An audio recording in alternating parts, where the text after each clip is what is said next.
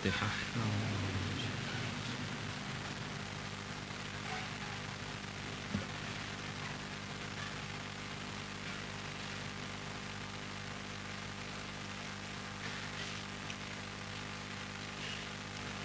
Bismillahirrahmanirrahim.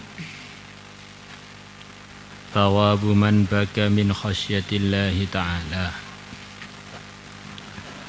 Pahalanya orang yang menangis karena takut kepada Allah Ta'ala, Maha Tinggi Allah. Ini pahala balasan dari Allah yang akan diberikan kepada orang yang nangis karena takut kepada Allah. Takut dosa-dosanya kepada Allah, takut khawatir enggak diridhai oleh Allah, takut dengan ancaman-ancaman Allah yang dia merasa layak untuk mendapatkan macam-macam ancaman itu.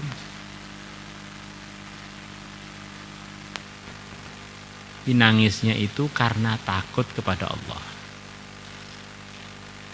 Jadi di dalam tubuh kita itu ada satu kondisi yang menyebabkan kita itu nangis.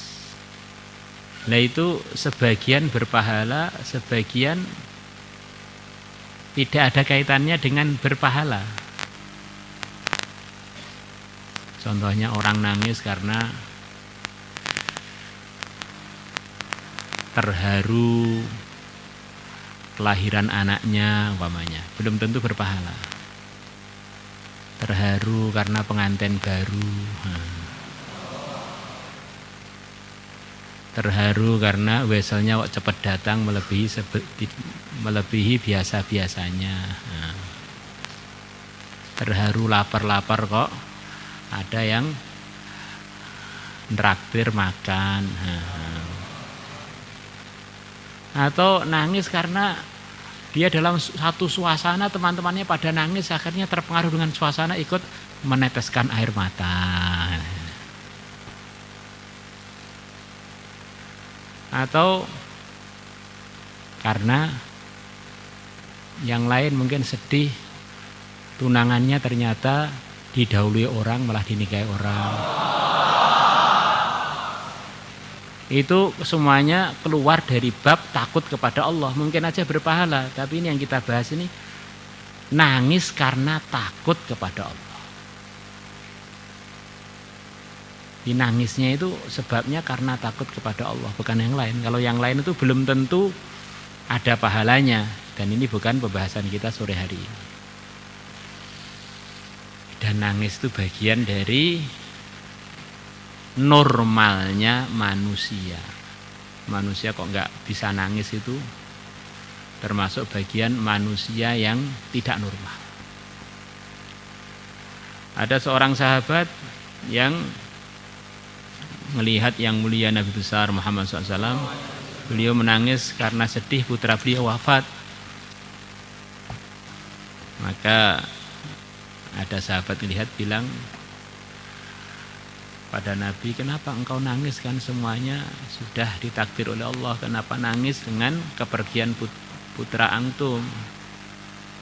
Nabi bersabda, itu adalah rahmat yang Allah berikan kepada hamba-hambanya yang disayangi, yaitu dia merasa sedih dengan perpisahan-perpisahan dengan kekasihnya.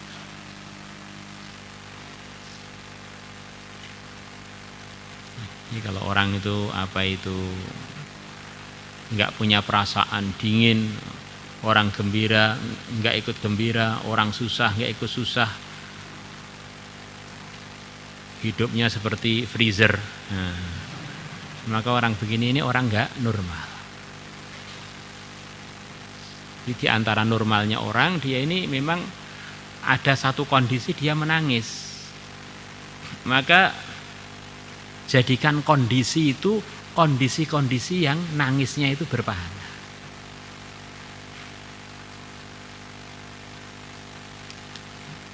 Di dalam tubuh kita itu macam-macam sifat, diantaranya ya sifat nangis. Qala Allah Ta'ala telah berfirman menceritakan sifat-sifatnya para pendeta Nasrani yang mana dengan sebab sifat itu mereka akhirnya dapat hidayah, yaitu begitu mereka mendengar firman-firman Allah yang diturunkan kepada yang mulia Nabi besar Muhammad SAW, mereka menangis. Akhirnya sekian banyak dari pendeta-pendeta Nasrani mulai zaman Nabi sampai sekarang banyak yang dapat hidayah. Karena mereka punya satu sifat yang baik, yaitu begitu dengar ayat-ayat Quran terkesan, bahkan air mata mereka mengucur dari mata-mata mereka. Qala Allah Ta'ala telah berfirman, wa idza sami'u ma unzila ila ar-rasuli tara a'yunahum tafidu minad dam'i mimma 'arafu minal haqq.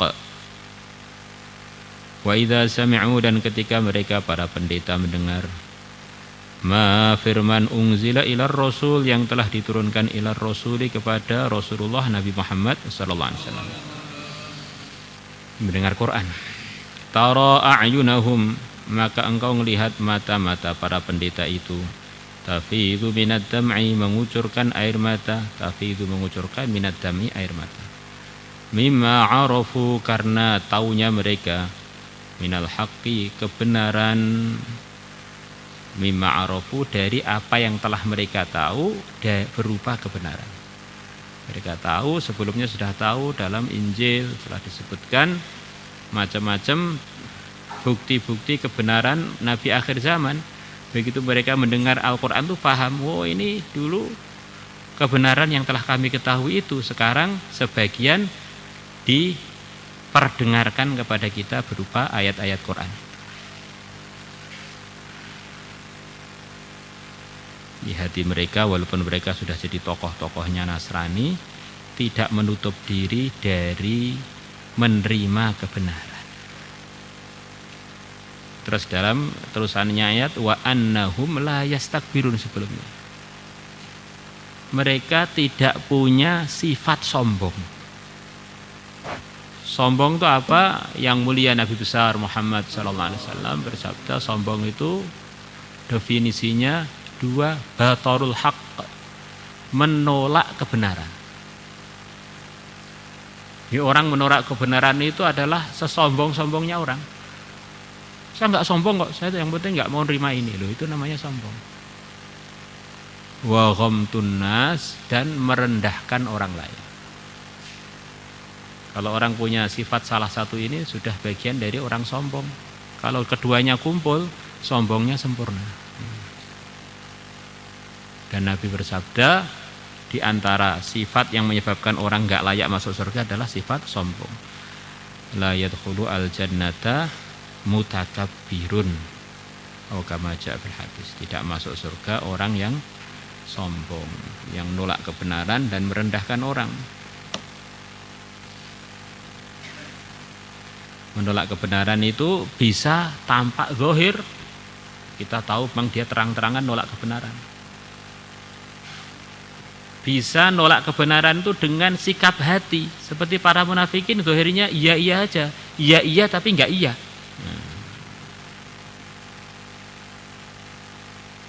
Nggih tapi mboten panggih. Iya tapi tidak iya. Dan ghamtun nasu secara umum juga seperti batarul haq tadi. Bisa dari zahir langsung kelihatan micingkan mata, kelihatan bibirnya nyungir, merendahkan orang. Bisa itu hanya dalam hati. Bisa kumpul dua-duanya, zahir batin. Maka sombong itu sebetulnya yang paling tahu itu adalah diri kita sendiri.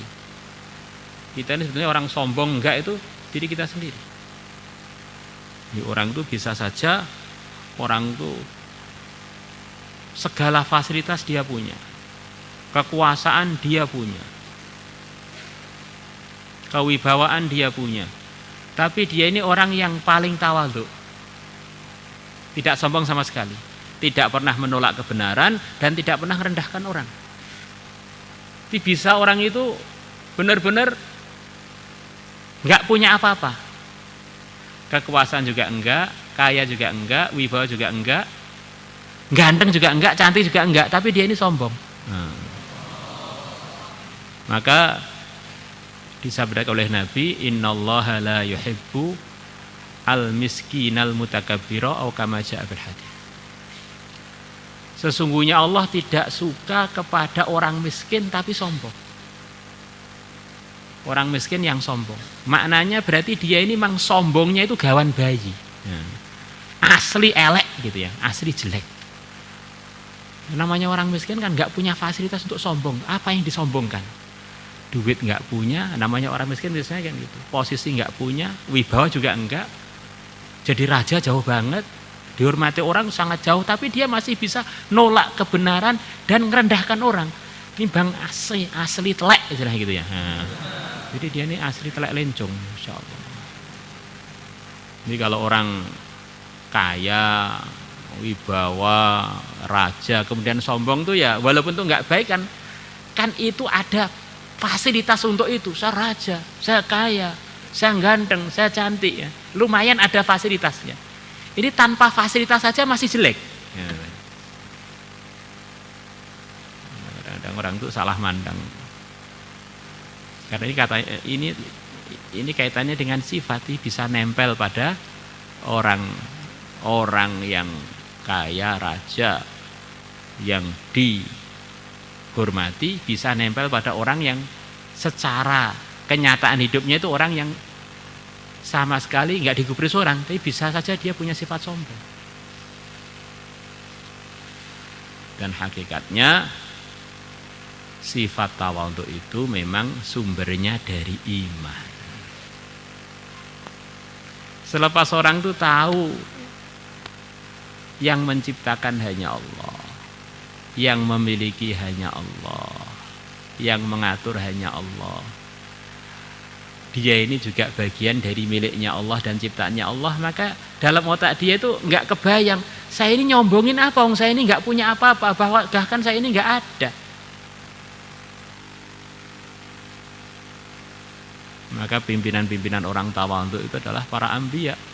Ada sebagian yang kaya raya, sebagian raja di raja, sebagian miskin yang nggak punya harta. Untuk jadi contoh bahwa sifat mulia itu bisa dikerjakan orang yang paling miskin seperti Nabi Isa. Rumah pun nggak punya, sampai diangkat ke langit istri pun nggak punya, bahkan akhirnya bantal pun nggak punya, sisir pun nggak punya. Bisa orang itu seperti Nabi Sulaiman, apa-apa punya, tapi pimpinannya orang tawadhu.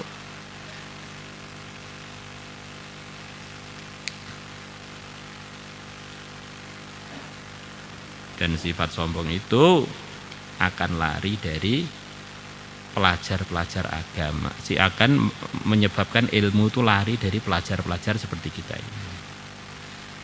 Orang yang sombong, ilmu tidak akan mau dekat pada dia. Akhirnya nggak mau tanya, akhirnya nggak mau belajar, karena dia sudah merasa lebih gitu. Wa taqaddama, dan telah lalu hadits Abi Hurairah radhiyallahu anhu qala sami'tu, aku telah mendengar Rasulullah sallallahu alaihi wasallam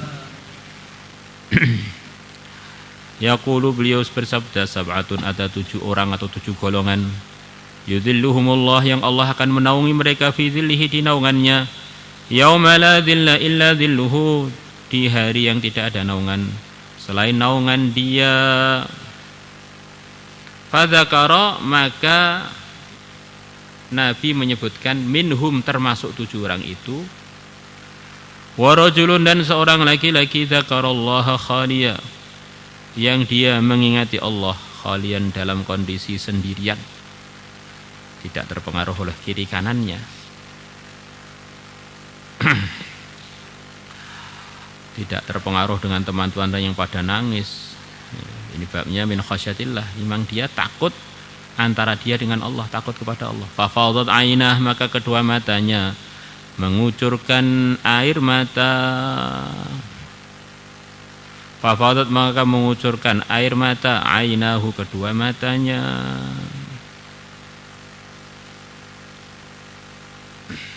Maka di antara doanya para ulama, wadam'an ghazira, ya Allah saya minta air mata yang deras karena takut kepada Engkau. Dam'an ghazira. Maulaya salli wa sallim daiman abada ala habibika khairil khalqi huwal habibul ladzi turja syafa'atuhu.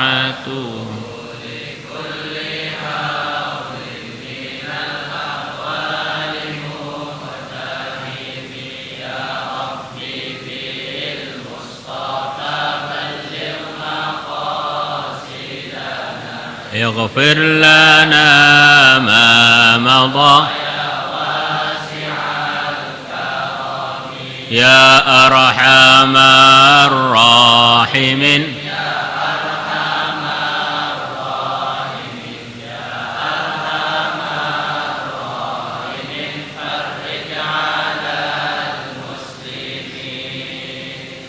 يا عالم السر منا